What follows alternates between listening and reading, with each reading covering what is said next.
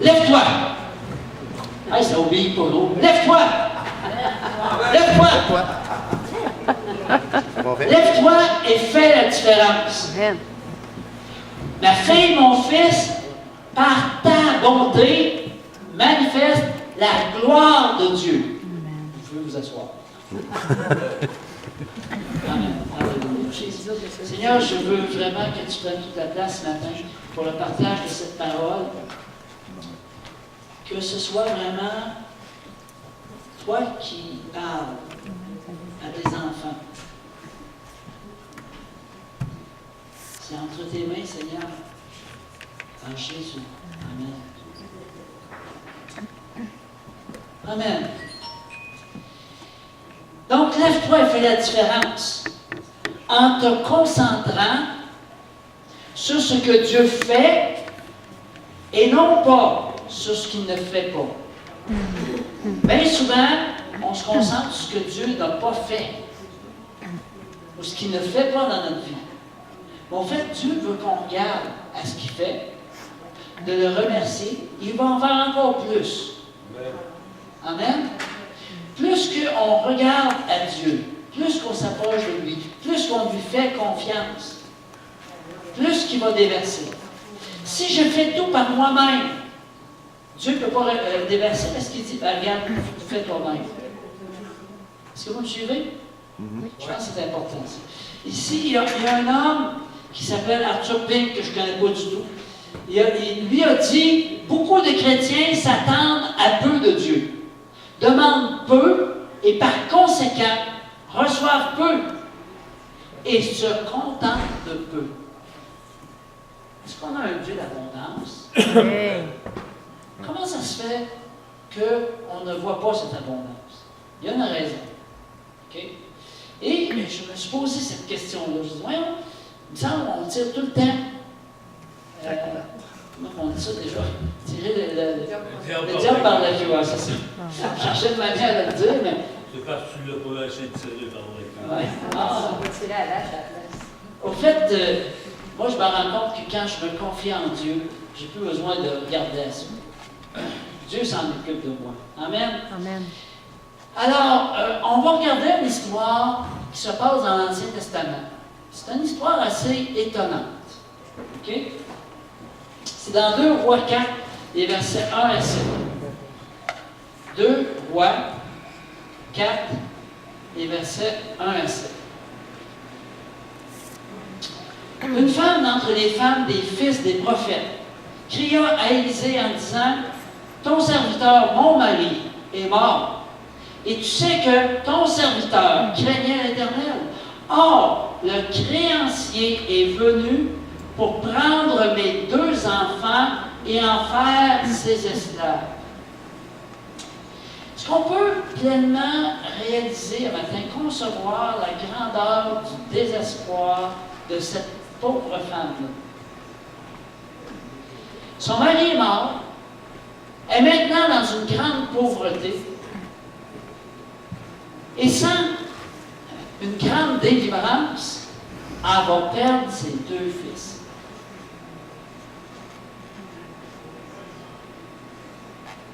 Alors, qu'est-ce qu'elle fait dans cette situation-là? Elle va voir le prophète, qui s'appelle Élisée. Okay. Et elle lui dit, en fait, elle vient pour voir Élisée, j'imagine qu'elle lui a expliqué toute la situation. Puis là, Élisée lui répond, « Que puis-je faire pour toi? » Là, il a dû attendre un certain temps, une réponse. C'est pas écrit dans la Bible, mais je pense que la dame en question a éclaté ensemble. Parce qu'il n'a pas eu de réponse. Et là, finalement, devant la peine de cette femme-là, il lui pose une question. « Dis-moi, qu'as-tu à la maison? » Tu peux te poser la même question. Qu'est-ce que Dieu me donne? Qu'est-ce que j'ai? OK? Elle répondit, « Ta servante n'a rien du tout. » Ça va pas bien. À la maison, qu'un vase d'huile. Il dit, « retenez ça, le vase d'huile, c'est bien, bien important. Il dit, va demander au dehors des vases chez tous tes voisins.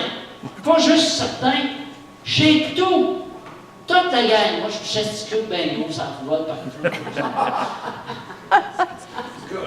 Chez tous tes voisins.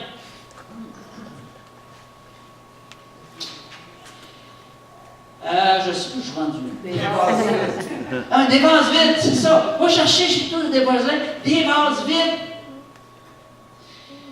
Et n'en demande pas un petit nombre. Premièrement, les vases, qu'elle cherche, c'est des vases vides. OK? Puis deuxièmement, elle en veut beaucoup. Quand tu seras rentré, un élément important, tu fermeras ta porte. On va voir pourquoi. Fermer sa porte. Il y a une raison. Tu fermeras ta porte sur toi et sur tes enfants. Tu verseras dans tous ces vases et tu mettras de côté ceux qui seront pleins. Voyons, il est tombé sur la tête. Non, mais tu sais, c'est bizarre. Non? Tu vois pas ça bizarre? Elle va vider quelle huile? La goutte d'huile dans toutes les vases. Ah bon, OK. On va aller voir plus loin. Alors elle le quitta. Elle ferma sa porte sur elle et sur ses enfants. Elle ne s'est pas dit, il est fou raide, là, je ne sais pas ce qu'il me demande. Non. Elle lui présentait les vases et elle versait. Lorsque les vases furent pleins, elle dit à son fils, présente-moi encore un vase. Wow! Hey, les vases se sont remplis. Oh, wow! Et là, il a dit, il n'y a plus de vase. Retenez ça là, ça c'est important ici. Il n'y a plus de vase. Et l'huile s'arrêta. Et l'huile S'arrêta. Ah!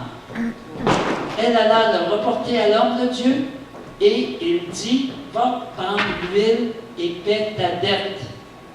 Et tu vivras, toi, tes fils et ce qui restera. Amen? Amen. OK, l'huile. Ah, l'huile. Oups. L'huile. OK, vous avez vu ce matin qu'on l'a utilisé pour prier, hein, pour certaines personnes qui en avaient besoin. L'huile, ça veut souvent dire onction, oindre d'huile. En mettre sur la personne, ça fait un point de contact. Et la personne va recevoir beaucoup lorsqu'on la oint d'huile. OK? Souvent, on oint d'huile, surtout pour les malades. C'est ça qui est écrit dans la parole. Différents commentateurs pensent que l'huile ne fait pas référence à l'huile de cuisson. C'est bien important, là. Je pense que c'est vrai, ça. Mais plutôt à l'huile parfumée, le nard. Qui connaît le nard? Très coûteux, comme celui qui avait été versé sur Jésus par Marie, la sœur de Marthe. On voit ça dans Jean 12. Ça expliquerait comment la vente de cette huile pouvait non seulement payer sa dette, mais lui permettre de vivre par la suite. Ça a du bon sens, hein? Peut-être la veuve avait réservé cette huile-là pour sa propre sépulture. Parce qu'on s'en servait de cette huile parfumée-là pour couvrir lorsqu'on mourait. Ici, il y a une question clé que je vais te poser. À chacun d'entre vous ici, OK? Une question clé. Qu'as-tu dans ta maison? Réfléchis-y. Qu'est-ce que tu as dans ta maison? Qu'est-ce que tu as en toi? C'est quoi les dons que Dieu t'a donnés? OK? C'est sûr que tu as quelque chose. Essaye pas de te cacher, là. C'est sûr que tu as quelque chose. Tes talents, est-ce qu'ils sentent le ranci? C'est quoi ça, le ranci? Le ranci, c'est l'huile qui a tourné un peu, là, puis qui commence à sentir moins bon. Hein? Est-ce que tes talents sentent le ranci? Je suis obligé de répondre.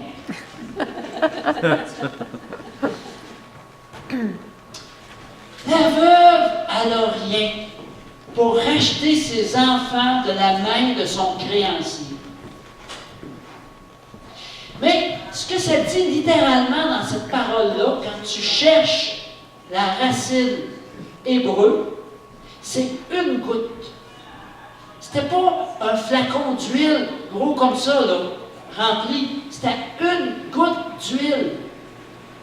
Suffisamment pour faire une onction d'huile. Mais pas plus que ça. Hey, il y avait une goutte d'huile qu'elle avait. Elle a rempli un grand nombre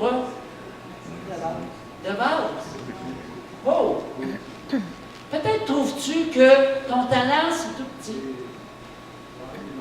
Alors, la parole est pour toi ce matin. Définitivement, la parole est pour toi ce matin. Amen. Alors, l'huile, c'est vraiment, la signification de l'huile, c'est vraiment la puissance spirituelle. C'est vraiment une question de puissance spirituelle. Dieu veut prendre le peu que tu as et te remplir de sa puissance. Amen. Peut-être tu es appelé à être un ministère, peut-être prophète, peut-être évangéliste. Peut-être tu n'es pas appelé non plus à un ministère, mais tu es appelé à témoigner. Peut-être que tu as des dettes. Peut-être que tu es en train de perdre tes enfants. Ou peut-être es-tu souffrant. Regarde pas ce que tu n'as pas. Nous avons Jésus comme sauveur. Jésus, si tu as Jésus, là, tu as tout. Amen. Arrête de chercher. Tu as tout ce qu'il te faut. Amen. Tu as vraiment tout ce qu'il te faut. Là, j'ai oublié de changer mes diapos. Ici, on voit Marie qui oint de nord les pieds de Jésus.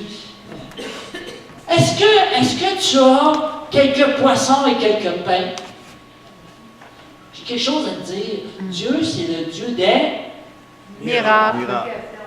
des miracles par multiplication. Si tu donnes un petit peu, avec les quelques pains et les quelques poissons, Jésus a nourri un très grand nombre de personnes. Donne-lui le petit peu que tu as. Arrête de le garder pour toi en te disant, ben oui, mais j'ai rien que ça. C'est vrai, on est tous de même. Je suis pas en train de rire de quelqu'un, là. Je sais que moi-même. Je suis pareil. Je fais la même affaire. Ben, trop souvent. Et ici, on a un enseignement là-dessus. Demande-toi, qu'est-ce que tu as pour le servir? Offre-le. Pour que tu puisses avoir une percée.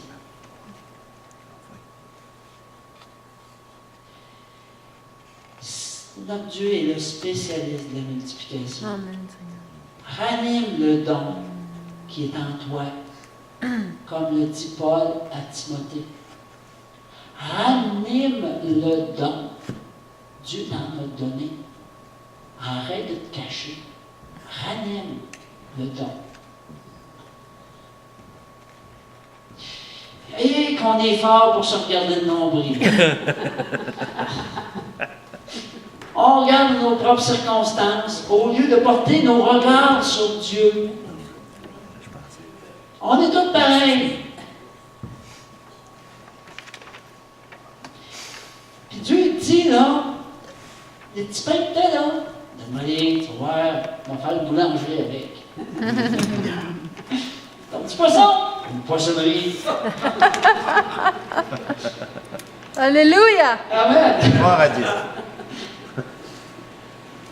Dieu te dit, qu'est-ce que tu as chez toi que je peux multiplier?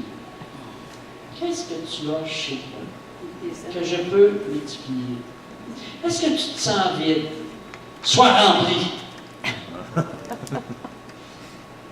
Qui autour de toi est un vase vide? Ça, c'était une autre chose que j'ai eue comme révélation en étudiant ce passage-là. Qui pourrait recevoir l'Esprit de Dieu. Vous savez, une personne qui est suffisante, elle est loin d'être vide, elle est full d'elle-même. Il n'y a plus de place pour l'huile de Dieu. La veuve, elle a cherché des vases vides. Et le Seigneur nous demande de chercher des vases vides. Moi, je crois que quand Sylvie a parlé à Georges, il était un vase prêt à recevoir l'huile de Dieu. Chacun de nous autres aussi, à un moment où on l'a reçu. Quel talent as-tu? Ajoute l'huile du Dieu vivant à ça. Mets-le au service. Est-ce que tu as une bouche? Encourage. Est-ce que tu as des mains? Aide. Est-ce que tu as des idées? Entreprends.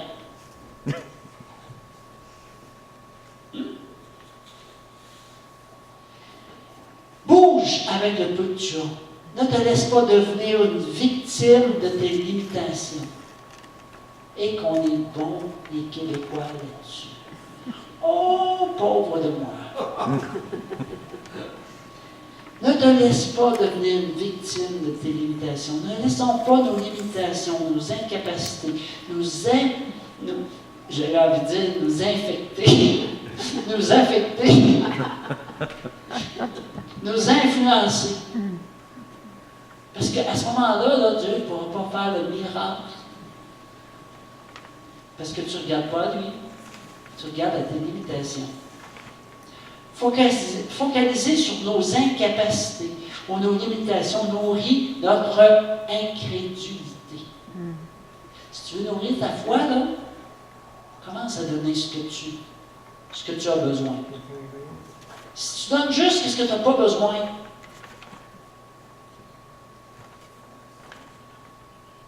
tout est possible à qui? À Dieu. À celui qui croit. Ça, c'est une parole dans la Bible, ça? Ah oui, hein? OK.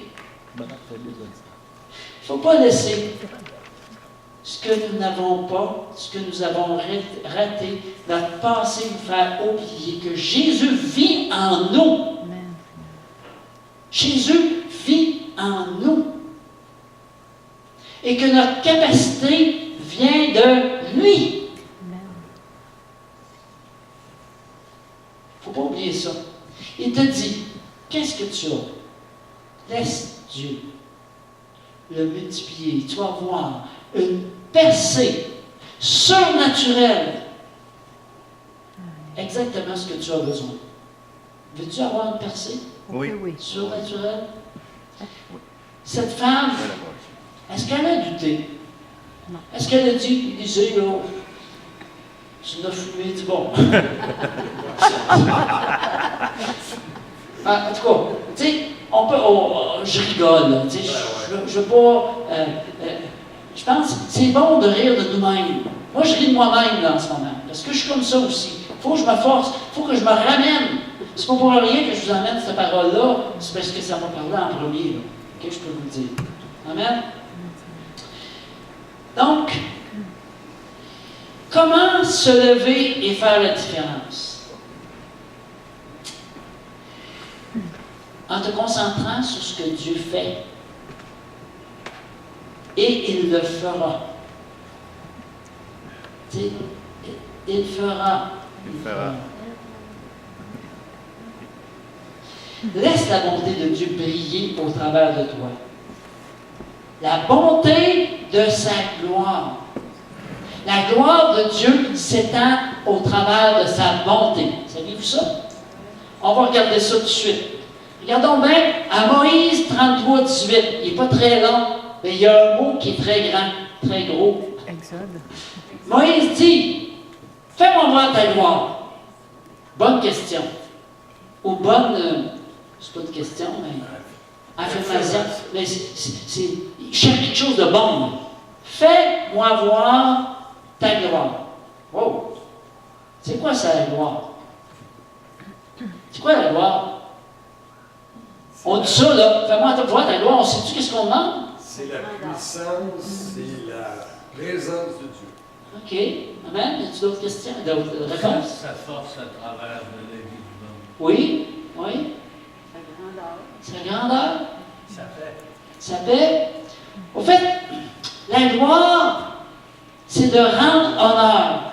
de reconnaître la dignité, la splendeur, l'abondance. Si on rend honneur, c'est parce qu'on a vu cette gloire-là, comprenez-vous? La richesse, la réputation, et ça nous amène à une grande révérence. On courbe la tête devant Dieu. Donc, ça, c'est la gloire. OK? Moïse a dit exactement, si on le prend dans la Bible sommaire, « Permets-moi de contempler ta gloire. » Permets-moi. Ah, Seigneur, permets-moi. Dieu répond, « C'est ma bonté tout entière que je vais te montrer. » Regardons ça ici. Exode 33, 19, Dieu lui répondit, « Je ferai moi-même passer devant toi toute ma bonté. » J'aime ça. La gloire de Dieu, c'est la bonté de Dieu. J'ai réalisé ça, je dis, « wow! » Et je proclamerai devant toi les qualités de l'Éternel. Je ferai grâce à ceux à qui je veux faire grâce. J'aurai compassion de qui je veux avoir compassion. Moïse demande la gloire à Dieu. Dieu lui répond en lui disant, « Ok, je vais te montrer ma bonté. » Intéressant. Je n'avais jamais vu ça de même. Je ne sais pas si vous autres avez vu ça comme ça. Donc, on ne peut pas dissocier la gloire de Dieu avec sa bonté. Ça marche ensemble. Comment peux-tu glorifier le nom de Dieu? Par ta bonté. Dieu veut manifester sa gloire par la bonté que tu as envers les gens qui t'entourent. Youhou! Amen. OK. Wow! Nous sommes ses enfants. Vous savez que c'est quoi la beauté de l'homme?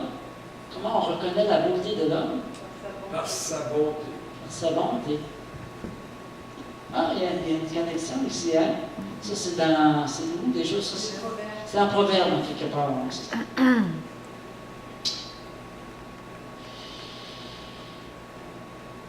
Nous sommes en partie responsables de la réputation de Dieu.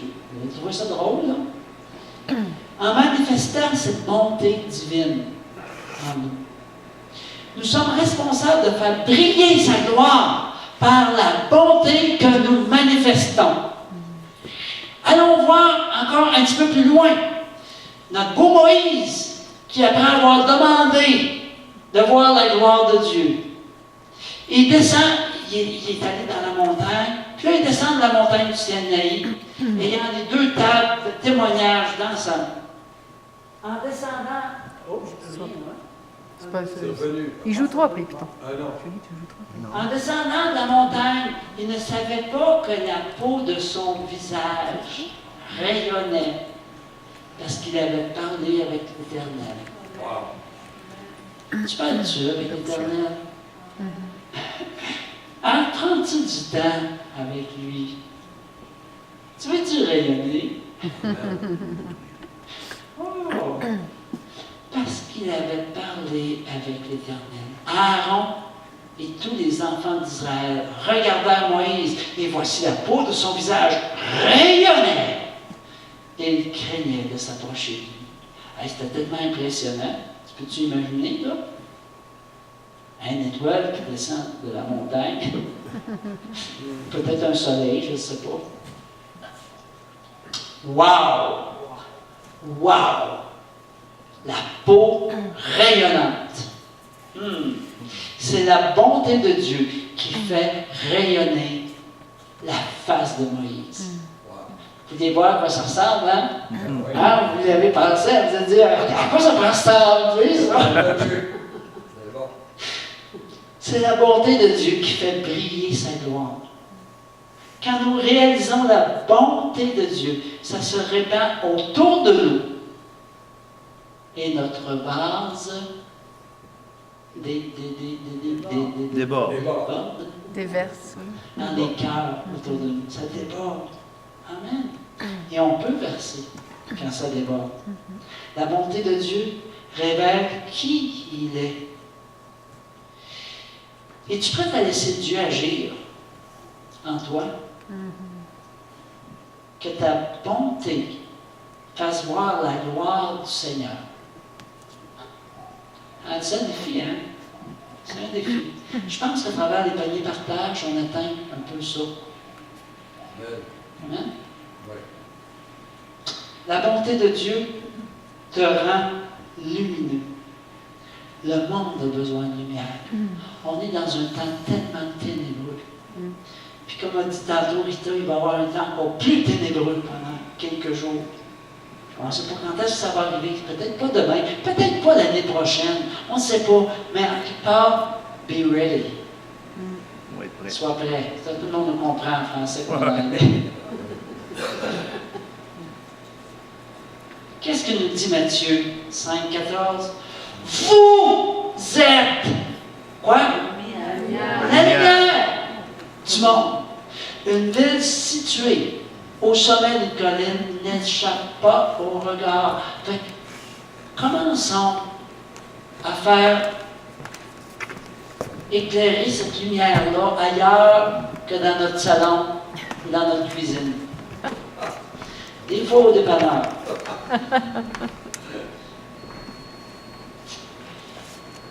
Vous savez, les écrits de Dieu ne sont plus sur les tablettes de pierre, mais sur ta vie.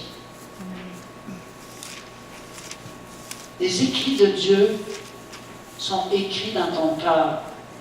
Dès que tu lui as dit, Seigneur, je te demande pardon, viens en moi. Les écrits de Dieu, tu les portes partout où tu vas. C'est toute une responsabilité. Je ne vais pas vous faire peur, là. Je ne veux pas vous écraser non plus. Mais l'idée, c'est d'en prendre conscience. Pour aussi chercher à notre source pour être cette lumière-là. Amen? Et abandonner nos soucis entre les mains de Dieu. Éphésiens 5, 8 et 9. Autrefois, certes, vous apparteniez aux ténèbres, mais à présent, par votre union avec le Seigneur, vous appartenez à? La lumière. À quoi? La lumière. À la lumière. Comportez-vous donc. Et ça, c'est un ordre, là. Comportez-vous donc comme des enfants de la lumière, car le fruit produit par la lumière, c'est tout ce qui est Bon. bon, Juste. juste et vrai. Donc, le fruit de la lumière, c'est notre bonté, la justice pour laquelle on se bat et la vérité que l'on déclare. Bonté, justice, vérité. Il faut donner le goût aux gens de connaître le Seigneur. Ils sont toujours en train de se plaindre, vont-ils avoir le goût? On dit, ah non, moi, je pense. Pas sûr. C'est à nous de faire goûter Dieu à ceux qui nous entourent. Maintenant, attention de ne pas sursaler, va donc d'aveugler tout le monde.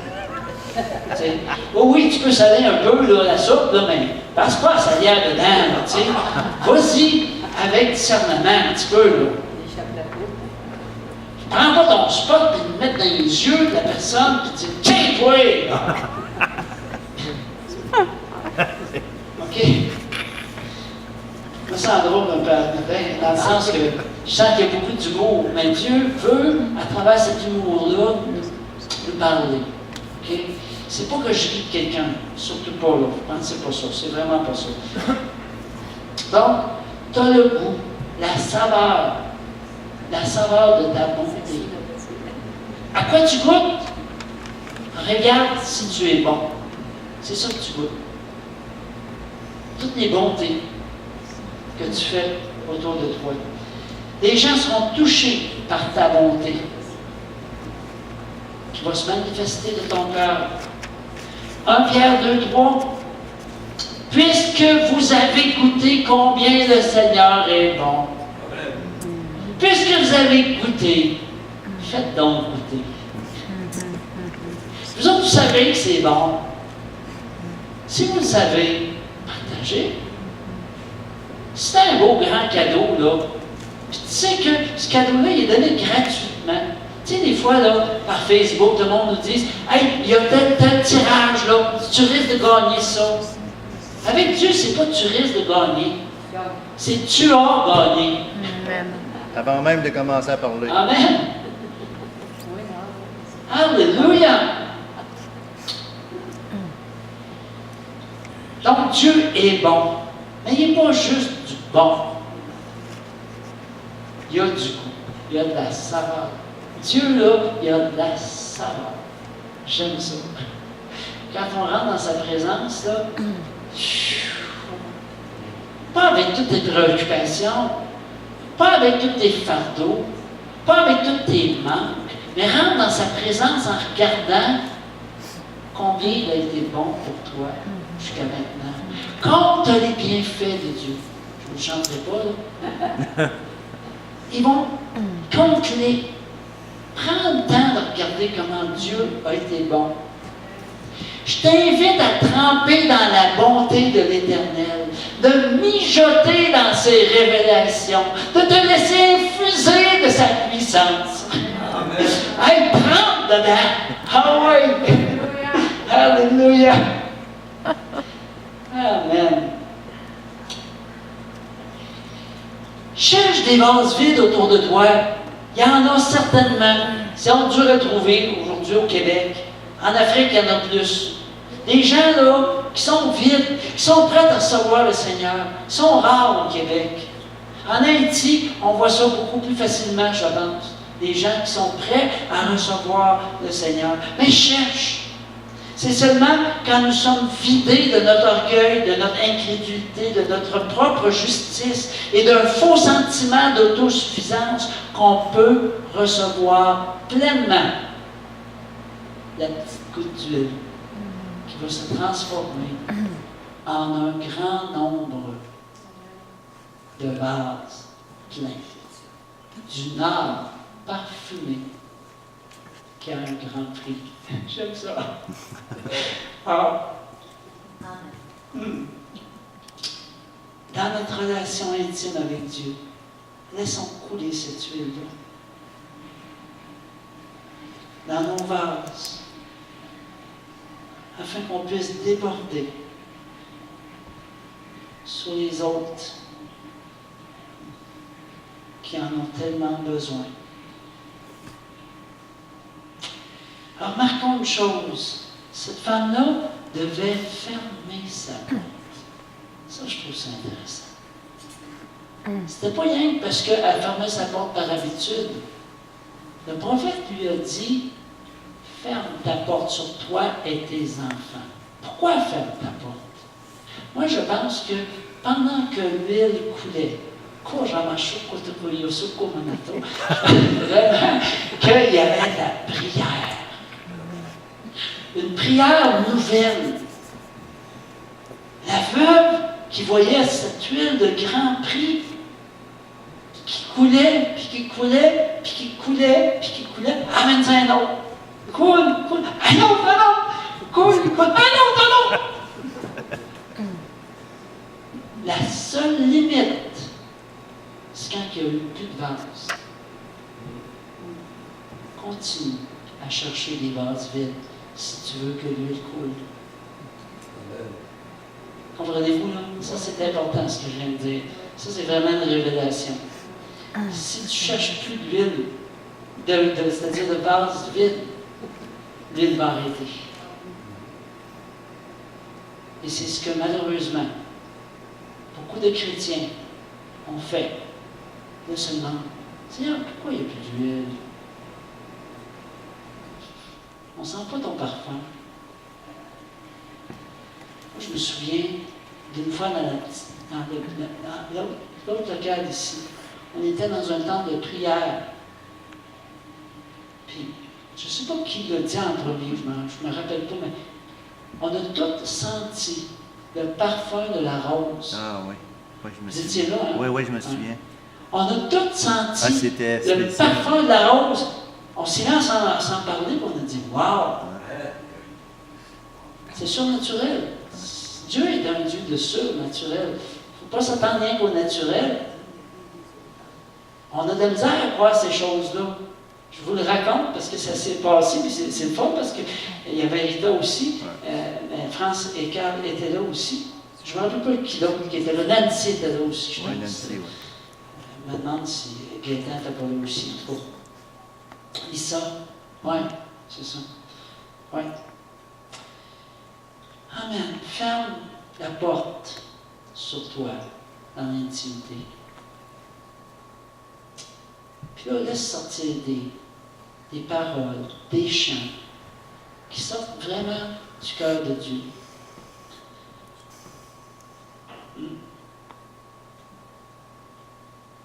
Ceux qui sont habitués de parler en langue, on peut laisser les langues couler aussi. Cognez à la porte de vos voisins. La toute suffisante grâce de Dieu, qui est inépuisable, était seulement limitée par le nombre et la grandeur des vases qu'avait reçu la veuve. Amen. Veux-tu être heureux? Oui. Bonne question, hein? Parce Oui. qu'on veut tous être heureux. Des fois, on n'y croit pas. Si tu n'as pas la foi au bonheur, là, penses-tu que tu vas le recevoir? Cette façon de vivre-là, la bonté, la justice, la vérité, quand ça devient un style de vie dans ta vie, tu peux être sûr d'une chose, ça ne manquera pas de Dieu. Ça va couler, ça va déborder. Ce matin, ce que je ressens, c'est qu'il y a une délivrance pour une fausse conception du Père.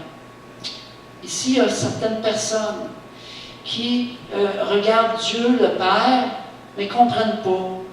Parce que leur Père a été abusif. Parce que leur Père a été absent. Parce que le Père n'a pas fait sa job tout à fait. Reçois maintenant la guérison. Et cette nouvelle conception d'un Père parfait qui t'aime et qui déverse sur toi. Il y a quelqu'un ici qui a des dettes, comme la femme. Et ces dettes-là amènent des dettes aussi dans le monde spirituel.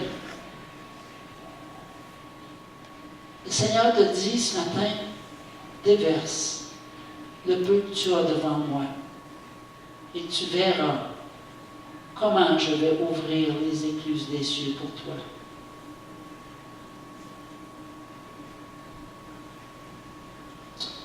Il y a quelqu'un ici ce matin qui traîne une maladie depuis des années. La souffrance est grande, ça part, ça revient. Le Seigneur te dit ce matin, j'ai payé le prix. Sur la croix, là, toutes les parties de mon corps ont versé le sang pour que tu sois sauvé, mais aussi pour que tu sois guéri. Reçois ce matin la guérison.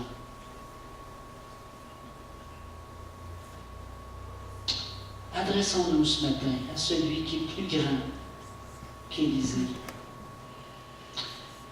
Je vous demande de vous lever maintenant.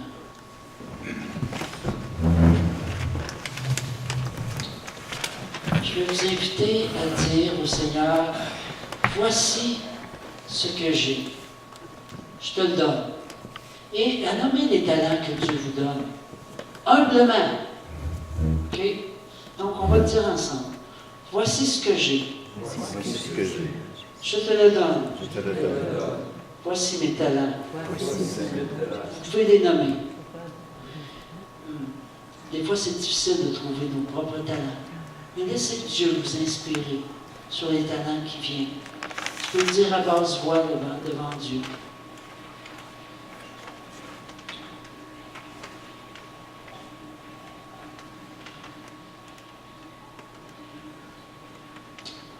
Seigneur, je te donne ces talents. Vous pouvez répéter après moi. Seigneur, Seigneur, je te donne ces talents. Multiplie-les Multiplie-les et permets-moi et permets-moi de remplir les vases vides de remplir les vases vides autour de moi. autour de moi. Ne laisse pas Ne laisse pas l'ennemi me rendre myope l'ennemi me rendre à la vision à la vision que toi tu as que toi tu as pour moi. pour moi. Je déclare, Je déclare, j'ai la capacité j'ai la capacité en toi. en toi. Alléluia. Merci Seigneur. J'appelle maintenant les bontés de Dieu. Soient déversées sur ton peuple ce matin ici.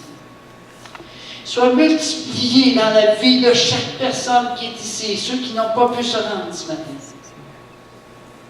Afin que ceux qui nous entourent voient la gloire du Dieu vivant et goûtent à Christ à travers nous. Lève-toi, mon frère, ma soeur. Fais la différence. Lève-toi tôt pour commencer ta journée dans la prière. Le Seigneur t'appelle enfant de lumière. Illumine. J'appelle que nous soyons cette lumière que tu veux que nous soyons. Le sel pour donner du goût. J'appelle l'audace qui nous permet d'aller vers les gens.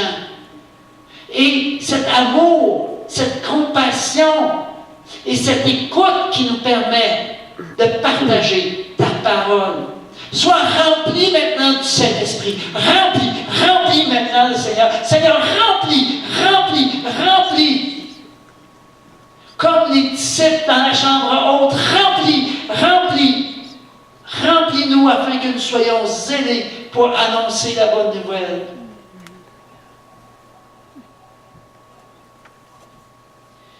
Trop souvent, Seigneur, on se sent vide. Et toi, tu nous remplis.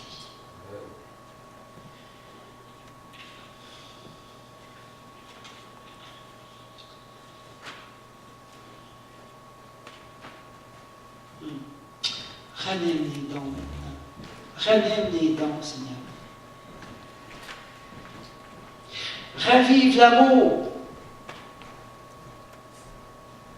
Ravive la puissance. Cette puissance-là, ça vient de toi. Cet amour-là, ça vient de toi. Au nom de Jésus, je ranime la foi. Je ranime la flamme du don de Dieu sur chacun de tes enfants ce matin. Merci Seigneur de ce que tu nous donnes, des occasions de témoignage. Par Jésus, j'ai prié maintenant. Amen. Amen. Allez dans la paix.